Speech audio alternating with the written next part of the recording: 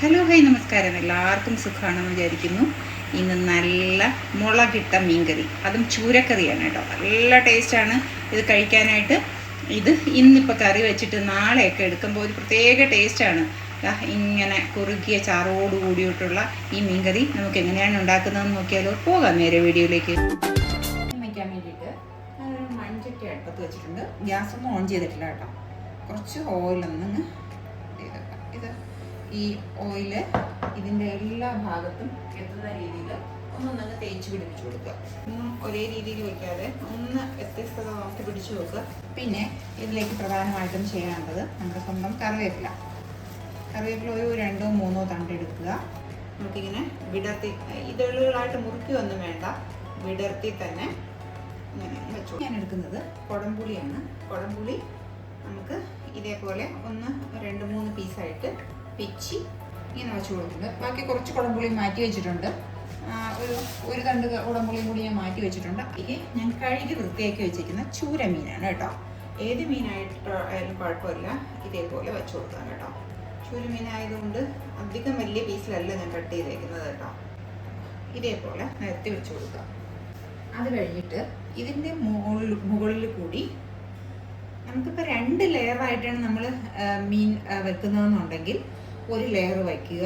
അതിന് പുറത്തുകൂടെ കുറച്ച് കുടംപുളി, ബാക്കി നമ്മൾ എടുത്ത് വെച്ചിരിക്കുന്ന കുടംപുളി അതിനെ പിച്ചി തന്നെ ഇടുക കേട്ടോ. അപ്പം കാരണം ചൂര മീനിലൊക്കെ കുറച്ച് പുളിപ്പുണ്ടെങ്കിലേ കൊള്ളൂ. അതുകൊണ്ട് ഞാൻ ഇതിനെ നന്നായിട്ട് പിച്ചി ഇട്ടിട്ടുണ്ട് കേട്ടോ. പിന്നെ നിങ്ങൾ 2 ലെയറായിട്ടാണ് ഇടുന്നതെങ്കിൽ ഇതേപോലെ പുളി ഇടുക.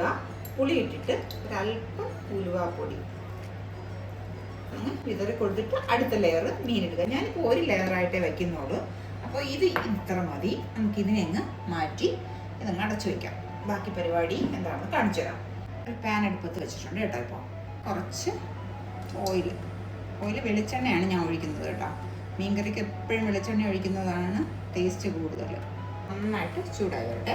ചൂടാവുന്ന സമയത്ത് ഞാൻ ഇവിടെ കുറച്ച് കാര്യങ്ങൾ എടുത്ത് വെച്ചിട്ടുണ്ട്. കുറച്ച് ചെറിയ ഉള്ളി, ഒരു ചെറിയ പീസ് ഇഞ്ചി, വെളുത്തുള്ളി 3-4 അല്ലി വെളുത്തുള്ളി, ഒരു വലിയ മുളക്, ഈ എരിവുമുള്ള മുളകുണ്ടല്ലോ, അത് നിങ്ങളെവിടേക്ക് എന്താണ് പറയുന്നതെന്ന് അറിയാൻ വയ്യ. ഉടങ്കൊല്ലി മുളകൊന്നും എടുത്ത് വെച്ചിട്ടുണ്ട്. നിങ്ങൾ ഈ മുളക് ഇല്ലെങ്കിൽ കുഴപ്പമില്ല, സാധാ മുളകായാലും കുഴപ്പമില്ല. എണ്ണ ഒന്ന് ചൂടായി വരട്ടെ.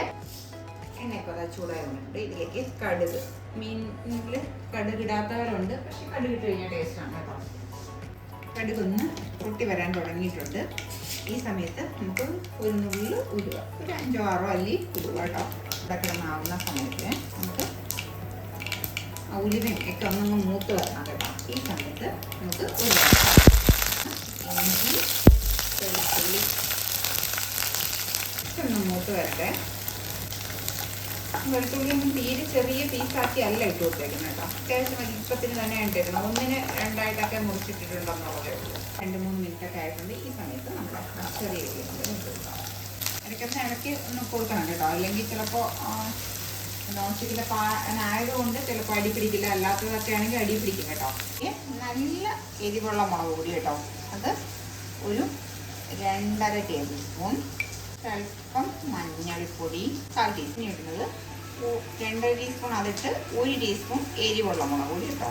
പിന്നെ ഞാനൊരു 1/2 ടീസ്പൂൺ മല്ലിപ്പൊടിയും കൂടി ഇടുന്നുണ്ട് കേട്ടോ. മല്ലിപ്പൊടി ഇടാത്തവരുണ്ട്. മല്ലിപ്പൊടി ഇട്ട് കഴിഞ്ഞാൽ മീൻകറി പെട്ടെന്ന് ചീത്തായി പോകുമെന്ന് പറയും. പക്ഷേ അങ്ങനെയൊന്നും ചീത്തായി പോകത്തൊന്നുമില്ല. രാവിലെ നമ്മളെടുത്തൊന്ന് മീൻകറി ഒന്ന് തിളപ്പിച്ച് വെച്ച് കഴിഞ്ഞാൽ മീൻകറി ചീത്തായി പോകുന്നുണ്ട്. ഇവിടെ ചൂട് കാലാവസ്ഥയിൽ വരെ ഞാൻ മല്ലിപ്പൊടി ഇട്ടിട്ട് തന്നെയാണ് വയ്ക്കുന്നത്. ഞാൻ ഒഴിക്കുന്നത് നല്ല തിളച്ച വെള്ളമാണ് കേട്ടോ ഒന്ന് ഒഴിച്ച്. അപ്പോൾ പൊടി പെട്ടെന്ന് കരിഞ്ഞു പോകത്തില്ല. ഇതിലേക്ക് മൂത്ത് തുടങ്ങിയിട്ടുണ്ട്.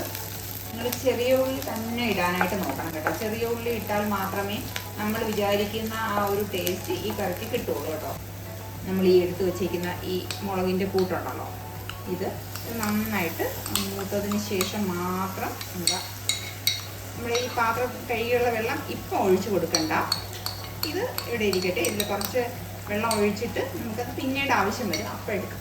ഇപ്പോൾ ഇത് ഈ പൊടികളുടെയൊക്കെ ഒരു പച്ചമണം ഒന്ന് ചെയ്തിടണം. ഇതിൻ്റെ ഗുണം എന്താണെന്ന് വെച്ചാൽ നമ്മൾ ഇങ്ങനെ ആക്കി കഴിഞ്ഞാൽ പെട്ടെന്ന് പൊടി കരിഞ്ഞു പോകത്തില്ല. ഇപ്പോൾ നമ്മൾ ഈ ചൂടായ പാനിൽ തന്നെയാണെങ്കിൽ ഗ്യാസിൻ്റെ ഫ്ലെയിം ഒന്നും കുറച്ച് വെച്ചിട്ടൊന്നുമില്ല.